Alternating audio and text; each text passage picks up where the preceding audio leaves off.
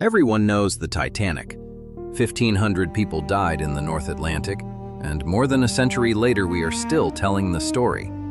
The films, the museums, the band that played on. It is, in our memory, the greatest disaster in the history of the sea. It is not.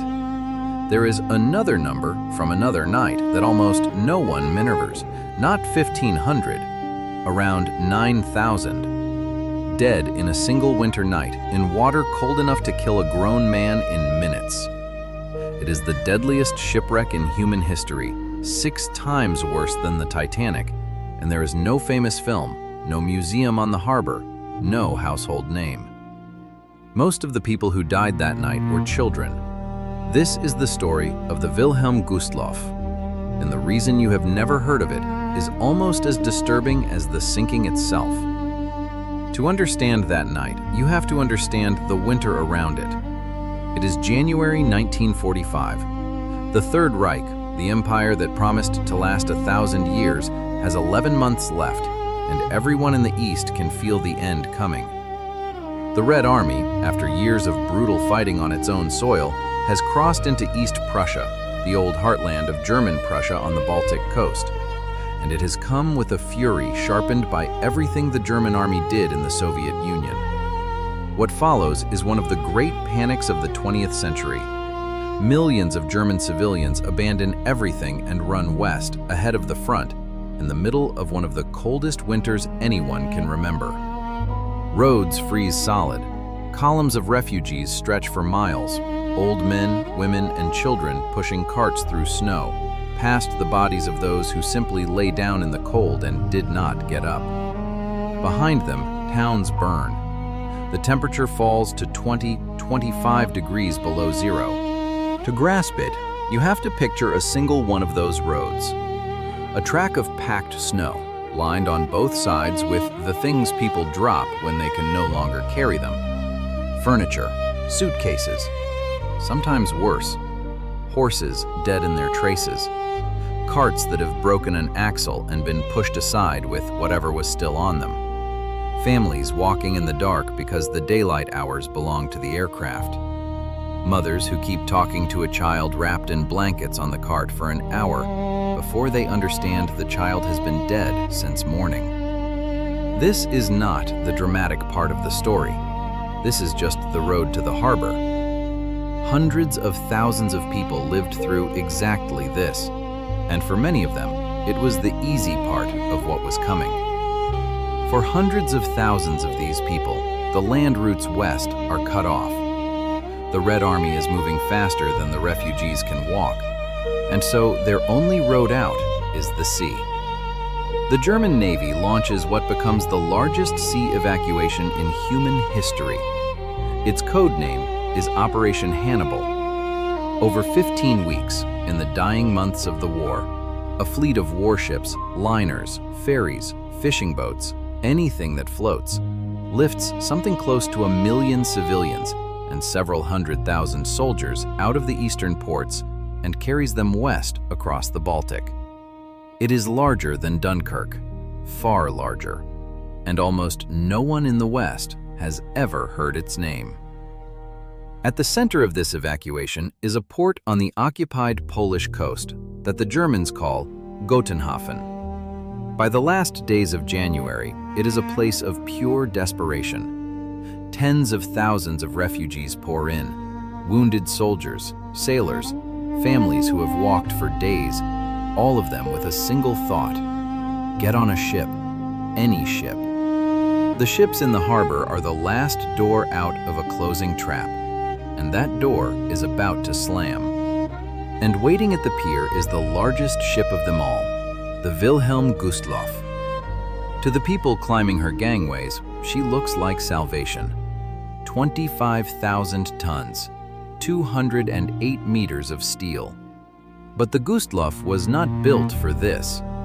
She was built 8 years earlier for something almost grotesque by comparison. In 1937, she had been launched as a cruise ship, not for the rich, but for the German worker, the flagship of a Nazi program called Strength Through Joy. The idea was propaganda made solid. Ordinary German laborers would be given subsidized holidays, sea cruises to Norway and the Mediterranean, to show the world the contentment of the new Germany, a single, happy people with no classes, all sharing the same decks. There was no first class on the Gustloff. That was the point. She was a floating advertisement for the regime. She was named after a man named Wilhelm Gustloff, a Nazi Party official who had been assassinated in Switzerland in 1936. The regime turned him into a martyr and gave his name to its proudest ship. For 2 years, she carried cheerful holidaymakers through bright water. Then the war came, and the cruises ended. She was painted military gray, stripped of her glamour, and tied up to serve as a barracks and a hospital ship. For most of the war, she barely moved, a great gray hull sitting in the cold Baltic. Among the men aboard her in those years was an assistant purser, barely 20 years old, named Heinz Schön. He had joined the Gustloff as a young crewman, proud of the great ship, and he would be aboard her on her final night. He would also be one of the people pulled alive from the freezing sea. And for the rest of his long life, Heinz Schön would do something almost no one else was willing to do. He would refuse to let the Gustloff be forgotten. He would spend decades gathering the passenger fragments, the survivor accounts, the numbers, building the fullest record we have of what happened that night, often against a world that would rather he stopped. Almost everything we can say with confidence about the Wilhelm Gustloff, we owe to a frightened young purser who survived her, and then could not put her down. Keep him in mind. He is the reason this story exists at all. Now, in the last week of January 1945, she is about to make one final voyage. The loading of the Wilhelm Gustloff is one of the most chaotic and heartbreaking scenes of the entire war. She was designed, in her cruising days, to carry around 1,900 people in comfort. As the refugees surge aboard, the official passenger lists quickly become meaningless. People hand their children up over the heads of the crowd, pregnant women, the wounded, the elderly. A battalion of young naval auxiliary women, U-boat trainees, exhausted soldiers, all press into every corridor, every lounge, the drained swimming pool, the glass-enclosed promenade decks. By the time she is ready to sail, the best modern estimate is that there are more than 10,000 human beings aboard a ship built for under 2,000. The great majority of them are civilians. The great majority of those are women and children. They are packed so tightly that many cannot sit, let alone find a lifeboat station. And there is another, quieter problem that no one wants to think about. There are nowhere near enough lifeboats. There never could be for a crowd like this, and many of the boats are frozen solid in their davits, sealed in by ice. On the afternoon of January 30th, 1945, she pulls away from the pier and moves out into open water. The conditions could hardly be worse. It is a true Baltic winter night, a force 7 gale, snow. The sea temperature is hovering around 4 degrees above freezing, the air far below. The decks ice over. Below, the ship is unbearably hot and crowded and loud with the cries of children. Above, the world is black and screaming with wind, and here the people responsible for the Gustloff begin to make a series of decisions that will doom her. There is an argument among the officers about how to sail. A zigzag course is harder for a submarine to hit, but slower, and the captain wants speed and worries about the ice. So she runs more or less straight. She has almost no protection, a single aging torpedo boat as escort, where a ship like this should have had several. And then, fatally, someone receives a radio message warning of German minesweepers in the area, and to avoid a collision in the dark, the decision is made to switch on the ship's navigation lights. A vessel of 10,000 souls running in a straight line through submarine waters with her lights on. In the black water nearby is a Soviet submarine, the S-13, and her commander is a man with a great deal to prove.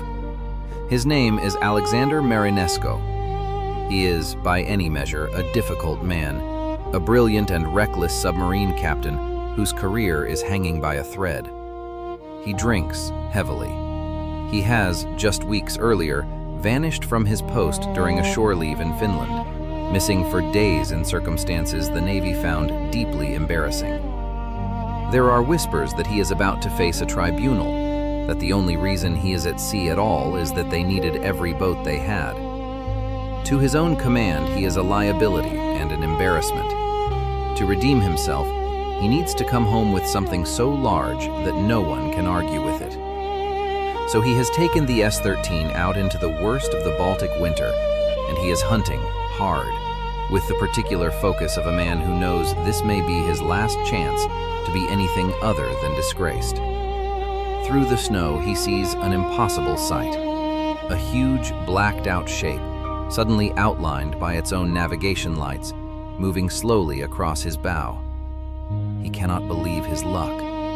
He takes the S-13 on a long, daring run, surfacing in the dark and racing along the shoreward side of the great ship, the side the Germans think is safest, the side no submarine should be on. He has 4 torpedoes ready, and on 3 of them his crew have painted words: for the motherland, for Leningrad, the city the Germans had starved for 900 days, for the Soviet people. The 4th, painted for Stalin, jams in its tube and never fires. It is a small, strange mercy that changes nothing. At 11 minutes past 9 in the evening, the first torpedo leaves the tube. The 3 that fire all strike home, along the length of the ship.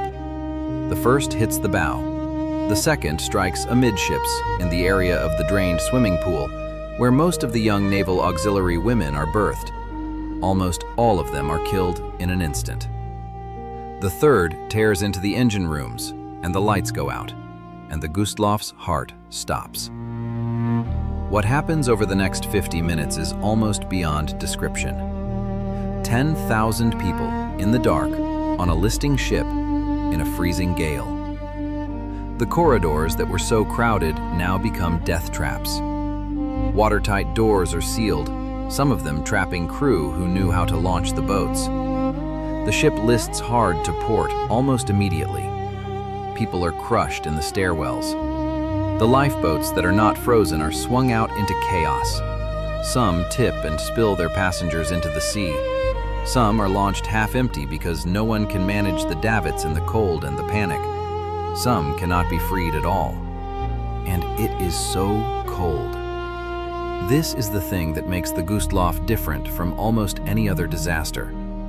The water is around 4 degrees. A person who goes into that sea, even with a life jacket, even pulled from a sinking deck, has only minutes. The cold takes them quickly and quietly. Survivors would remember the sound most of all. Thousands of voices in the dark water, and then, over a span of minutes, fewer and fewer, until there was mostly the wind. There were small horrors and small graces. Children's life jackets, designed for smaller bodies, would flip some of them upside down in the water, so that rescuers in the boats would find, among the floating dead, the terrible sight of small legs pointing at the sky. Parents made impossible choices on the tilting deck, a child in each arm and only one place in the boat. Survivors would speak, for the rest of their lives, of a single pistol shot from one of the cabins, a father who had decided how his family would not die. And there were graces, too, as thin as they were. A woman handed up into a boat at the last second by a stranger, who then stepped back. A sailor who held a rope until his hands failed. Heinz Schön, the young purser, found himself in the freezing chaos and somehow lived, and would carry every one of these images for the next 60 years. Roughly an hour after the first torpedo struck, the Wilhelm Gustloff rolled onto her side and went down by the bow into the Baltic. Other German ships and boats turned back toward the scene, at real risk to themselves, and worked through the freezing might to pull people from the water. They saved a remarkable number, given the conditions, something like 1,200 souls. But against the size of the crowd that had been aboard, 1,200 is a devastatingly small figure. The best estimate, made decades later by a survivor who spent his life counting the dead, is that more than 9,000 people died with the Wilhelm Gustloff. Around half of them, by most accounts, were children. It remains, to this day, the greatest loss of life on a single ship in recorded history. Nothing else is close. And here is the part that should stay with you. It was not even the only one.